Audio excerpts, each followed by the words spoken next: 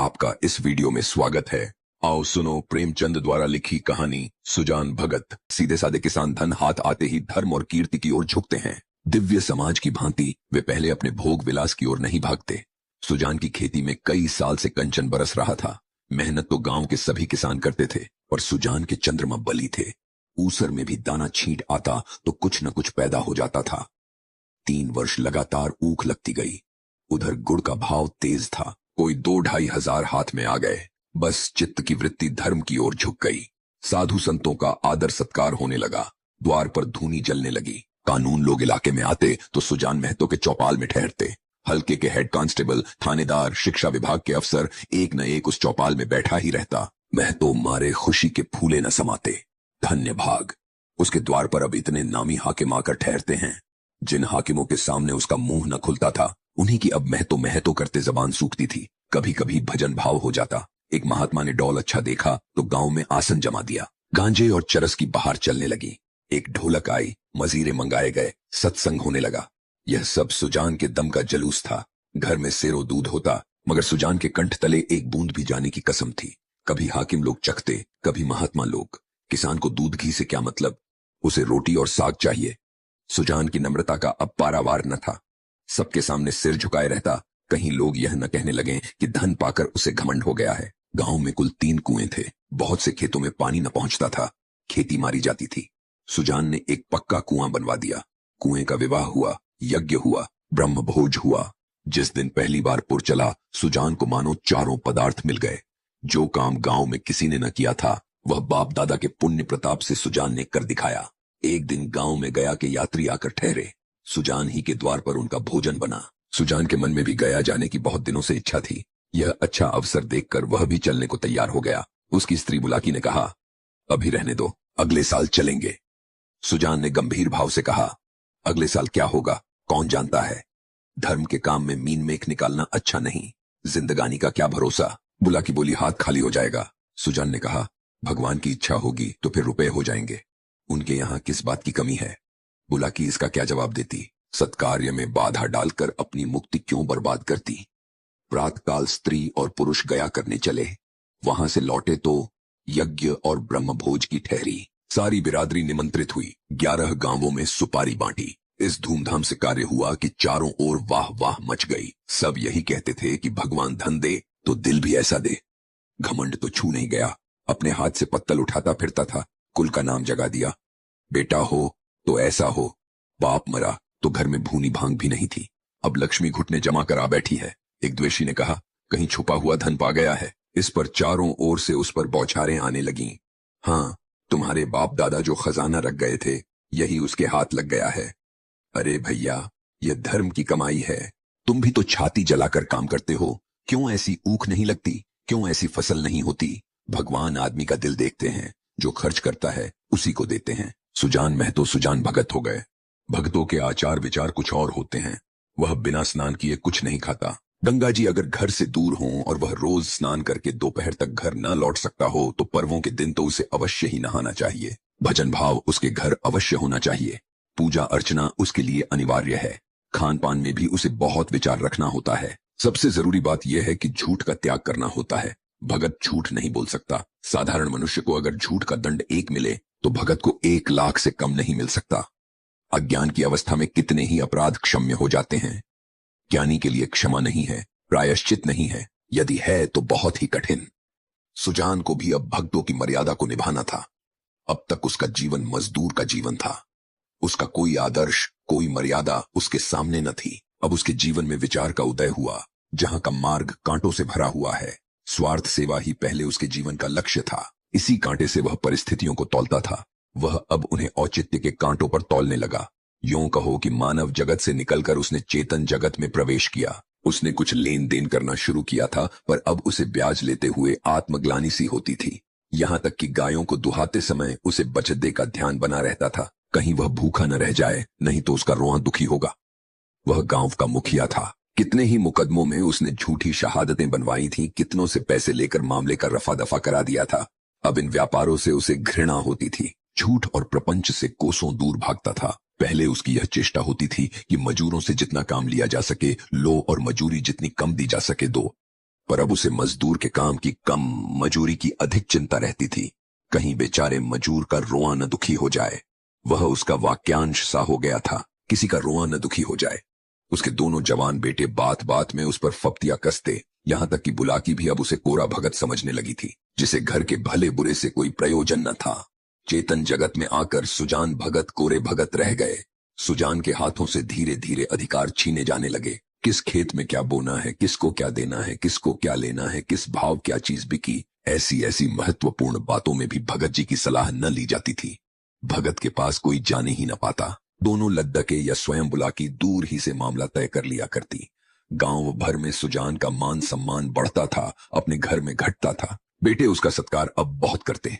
हाथ से चारपाई उठाते देख लपक कर खुद उठा लाते, चिलम न भरने देते, यहां तक कि उसकी धोती बनाने के लिए भी आग्रह करते थे। मगर अधिकार उसके हाथ में न था।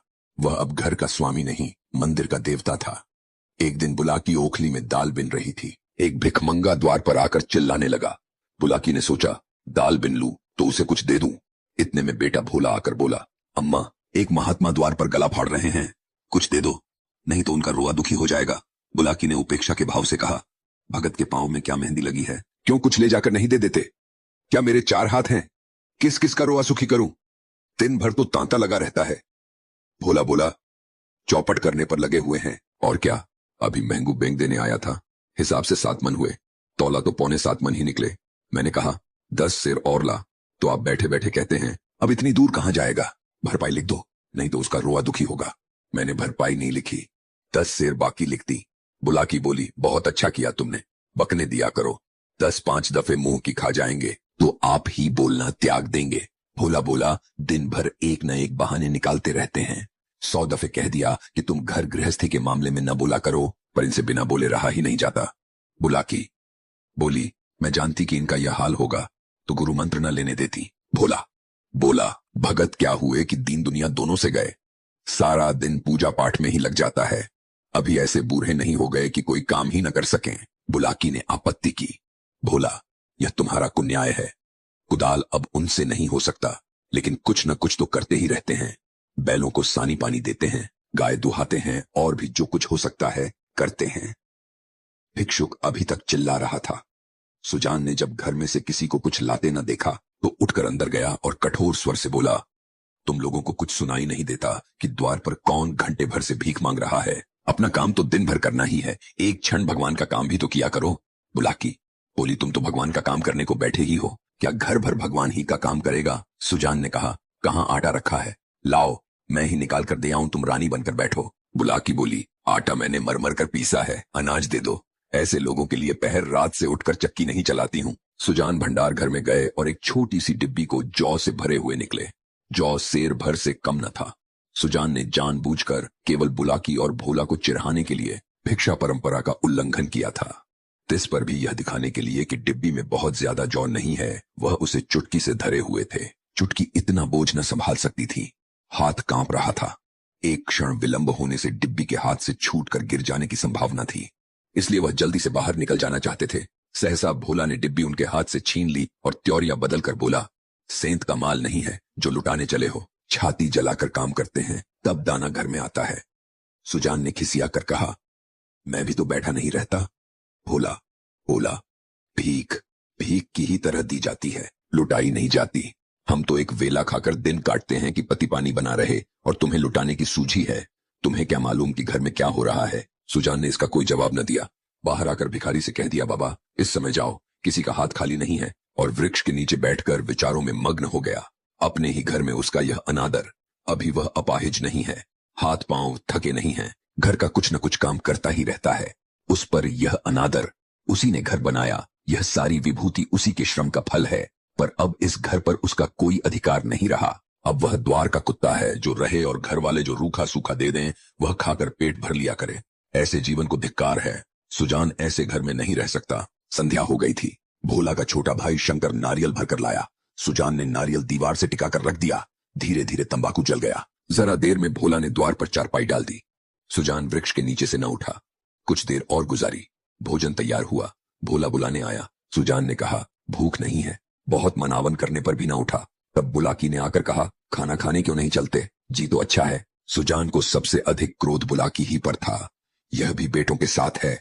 यह बैठी देखती रही और भोला ने मेरे हाथ से अनाज छीन लिया। इसके मुंह से इतना भी न निकला कि ले जाते हैं तो ले जाने दो। बेटों को न मालूम हो कि मैंने कितने श्रम से यह गृहस्थी बनाई है, पर यह तो जानती है, दिन को दिन और रात को रात नहीं समझा। भादों की अंधोरी रात लगा के जुआर की रखवाली करता था। जेठ बैसाख की दोपहरी में भी दम न लेता था। और अब मेरा घर पर इतना भी अधिकार नहीं है कि भीख तक न दे सकूं। माना कि भीख इतनी नहीं दी जाती, लेकिन इनको तो चुप रहना चाहिए था, चाहे मैं घर में आग ही क्यों न लगा देता। कानून से भी तो मेरा कुछ होता है। मैं अपना हिस्सा नहीं खाता, दूसरों को खिला देता हूं। इसमें किसी के बाप का क्या साझा। अब इस वक्त मनाने आई है। इसे मैंने फूल की छड़ी से भी नहीं छुआ। नहीं तो गांव में ऐसी कौन औरत है जिसने खसम की लातें न खाई हों, कभी गुस्से की निगाह से देखा तक नहीं। रुपए पैसे लेना देना सब इसी के हाथ में दे रखा था। अब रुपए जमा कर लिए हैं तो मुझसे घमंड करती है। अब इसे बेटे प्यारे हैं, मैं तो निखट्टू, लुटाऊ, घर फूंक, घोंघा हूं। मेरी इसे क्या परवाह। तब बेटे न थे, जब बीमार हुई थी और मैं गोद में उठाकर वैद्य के घर ले गया था। आज उसके बेटे हैं और यह उनकी मां है। मैं तो बाहर का आदमी, मुझसे घर से मतलब ही क्या। बोला, अब खा पी कर क्या करूंगा। हल जोतने से रहा, कुदाल चलाने से रहा। मुझे खिलाकर दाने को क्यों खराब करेगी। रख दो, बेटे दूसरी बार खाएंगे। बुलाकी बोली, तुम तो जरा जरा सी बात पर तिनक जाते हो। सच कहाँ है, बुढ़ापे में आदमी की बुद्धि मारी जाती है। भोला ने इतना तो कहा था कि इतनी भीख मत ले जाओ, या और कुछ। सुजान बोला, हाँ बेचारा इतना कहकर रह गया। तुम्हें तो मजा तब आता जब वह ऊपर से 2-4 डंडे लगा देता। क्यों, अगर यही अभिलाषा है तो पूरी कर लो। भोला खा चुका होगा, बुला लाओ। नहीं, भोला को क्यों बुलाती हो, तुम ही न जमा दो 2-4 हाथ। इतनी कसर है, वह भी पूरी हो जाए। बुलाकी बोली, हाँ और क्या, यही तो नारी का धर्म ही है। अपने भाग सराहो कि मुझ जैसी सीधी औरत पाली। जिस बल चाहते हो बिठाते हो। ऐसी मुंह जोर होती तो तुम्हारे घर में एक दिन भी निबाह न होता। सुजान बोला, हाँ भाई, वह तो मैं ही कह रहा हूं कि देवी थी और हो। मैं तब भी राक्षस था और अब भी दैत्य हो गया हूं। बेटे कमाऊ हैं, उनकी सी न कहोगी तो क्या मेरी सी कहोगी। मुझसे अब क्या लेना देना है। बुलाकी बोली, तुम झगड़ा करने पर तुले बैठे हो और मैं बचाती हूं कि 4 आदमी हंसेंगे। चलकर खाना खा लो सीधे से, नहीं तो मैं जाकर सो रहूंगी। सुजान बोला, तुम भूखी क्यों सो रहोगी, तुम्हारे बेटों की तो कमाई है। हाँ, मैं बाहरी आदमी हूं। बुलाकी बोली, बेटे तुम्हारे भी तो हैं। सुजान बोला, नहीं, मैं ऐसे बेटों से बाज आया। किसी और के बेटे होंगे। मेरे बेटे होते तो क्या मेरी दुर्गति होती। बुलाकी बोली, गालियां दोगे तो मैं भी कुछ कह बैठूंगी। सुनती थी, मर्द बहुत समझदार होते हैं, पर तुम सबसे न्यारे हो। आदमी को चाहिए कि जैसा समय देखे वैसा काम करे। अब हमारा और तुम्हारा निबाह इसी में है कि नाम के मालिक बने रहें और वही करें जो बेटों को अच्छा लगे। मैं ये बात समझ गई, तुम क्यों नहीं समझ पाते। जो कमाता है उसी का घर में राज होता है, यही दुनिया का दस्तूर है। मैं बिना बेटों से पूछे कोई काम नहीं करती। तुम क्यों अपने मन की करते हो। इतने दिनों तक तो राज कर लिया, अब क्यों इस माया में लगे हो। आधी रोटी खाओ, भगवान का भजन करो और बैठे रहो। चलो खाना खा लो। सुजान बोला, तो अब मैं द्वार का कुत्ता हूं। बुलाकी बोली, बात जो थी वह मैंने कह दी, अब अपने को जो चाहो समझो। सुजान न उठे। बुलाकी हार कर चली गई। सुजान के सामने अब एक नई समस्या हो गई थी। वह बहुत दिनों से घर का स्वामी था और अब भी ऐसा ही समझता रहा। परिस्थिति में कितना उलटफेर हो गया था, इसकी उसे खबर न थी।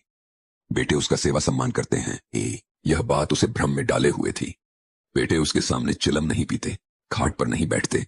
क्या यह सब उसके गृह स्वामी होने का प्रमाण न था। पर आज उसे यह ज्ञात हुआ कि यह केवल श्रद्धा थी, उसके स्वामित्व का प्रमाण नहीं।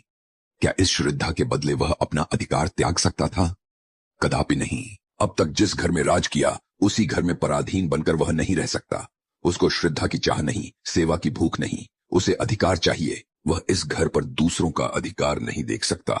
मंदिर का पुजारी बनकर वह नहीं रह सकता। न जाने कितनी रात बाकी थी। सुजान ने उठकर बैलों का चारा काटना शुरू किया।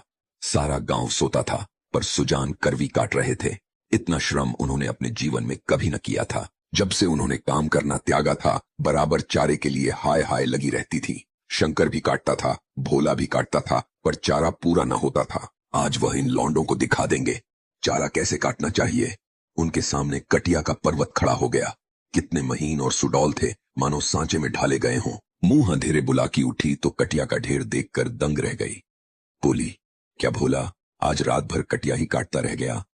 कितना कहा कि बेटा जी से जहान है, पर मानता ही नहीं। रात को सोया ही नहीं। सुजान भगत ने ताने से कहा, वह सोता ही कब है, जब देखता हूं काम ही करता रहता है। ऐसा कमाऊ संसार में और कौन होगा। इतने में भोला आंखें मलता हुआ बाहर निकला। उसे भी यह ढेर देखकर आश्चर्य हुआ। मां से बोला, क्या शंकर आज रात को उठा था। अम्मा, बुलाकी बोली, वह तो सो रहा है। मैंने तो समझा तुमने काटी होगी। भोला बोली, मैं तो सवेरे उठ ही नहीं पाता। दिन भर चाहे जितना काम कर लूं पर रात को मुझसे नहीं उठा जाता। बुलाकी बोली, तो क्या तुम्हारे दादा ने काटी है। भोला बोला, हाँ मालूम तो होता है, रात भर सोए नहीं, मुझसे कल भूल हुई। अरे वह तो हल लेकर जा रहे हैं, चांद देने पर उतारू हो गए हैं क्या। बुलाकी बोली, क्रोधी तो सदा के हैं, अब किसी की सुनेंगे ही नहीं। भोला बोला, शंकर को जगा दो, मैं भी जल्दी से मुंह हाथ धोकर हल ले जाऊं। जब और किसानों के साथ भोला हल लेकर खेत में पहुंचा तो सुजान आधा खेत जोत चुके थे। भोला ने चुपके से काम करना शुरू किया। सुजान से कुछ बोलने की उसकी हिम्मत न हुई। दोपहर हुआ, सभी किसानों ने हल रख दिए, पर सुजान भगत अपने काम में मग्न है।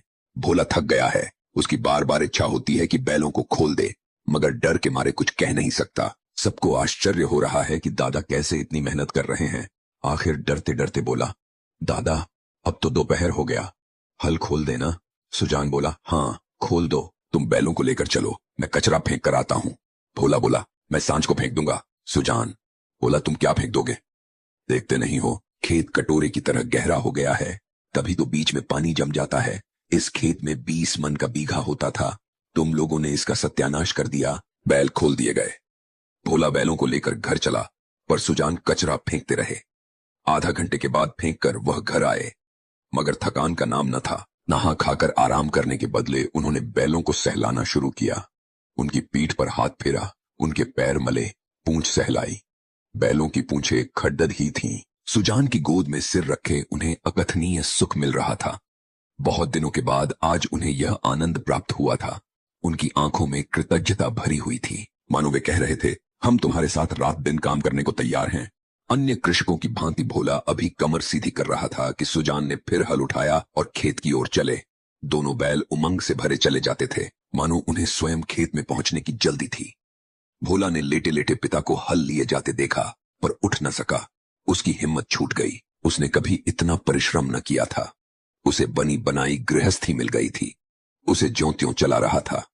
इन दामों वह घर का स्वामी बनने का इच्छुक न था। जवान आदमी को 20 धंधों होते हैं। हंसने बोलने के लिए, गाने बजाने के लिए भी तो उसे कुछ समय चाहिए। बगल के गांव में दंगल हो रहा है, जवान आदमी कैसे अपने को वहां जाने से रोकेगा। किसी गांव में बारात आई है, नाच गाना हो रहा है, जवान आदमी क्यों उसके आनंद से वंचित रह सकता है। वृद्ध जनों के लिए ये बाधाएं नहीं। उन्हें न नाच गाने से मतलब, न खेल तमाशे से गरज, केवल अपने काम से काम है। बुलाकी ने कहा, भोला तुम्हारे दादा हल लेकर गए। भोला बोला, जाने दो अम्मा, मुझसे यह नहीं हो सकता। सुजान भगत के इस नवीन उत्साह पर गांव में टीकाए हुई। निकल गई सारी भक्ति। बना हुआ था, माया में फंसा हुआ है। आदमी काहे को, भूत है। मगर भगत जी के द्वार पर अब फिर साधु संत आसन जमाए देखे जाते हैं। उनका आदर सम्मान होता है। अब की उसकी खेती ने सोना उगल दिया है। घर में अनाज रखने की जगह नहीं मिलती। जिस खेत में 5 मन मुश्किल से होता था, उसी खेत में अब की 10 मन की उपज हुई है। चैत का महीना था। खलिहानों में सतयुग का राज था। जगह जगह अनाज के ढेर लगे हुए थे। यही समय है जब कृषकों को भी कुछ देर के लिए अपना जीवन सफल मालूम होता है, जब गर्व से उनका हृदय उछलने लगता है। सुजान भगत टोकरे में अनाज भर भर कर देते थे और दोनों लद्ददा के टोकरे लेकर घर में अनाज रख आते थे। कितने ही भाट और भिक्षुक भगत जी को घेरे हुए थे। उनमें वह भिक्षुक भी था जो आज से 8 महीने पहले भगत के द्वार से निराश होकर लौट गया था। सहसा भगत ने उस भिक्षुक से पूछा, क्यों बाबा, आज कहां कहां चक्कर लगा आए। भिक्षुक ने कहा, अभी तो कहीं नहीं गया भगत जी, पहले तुम्हारे ही पास आया हूं।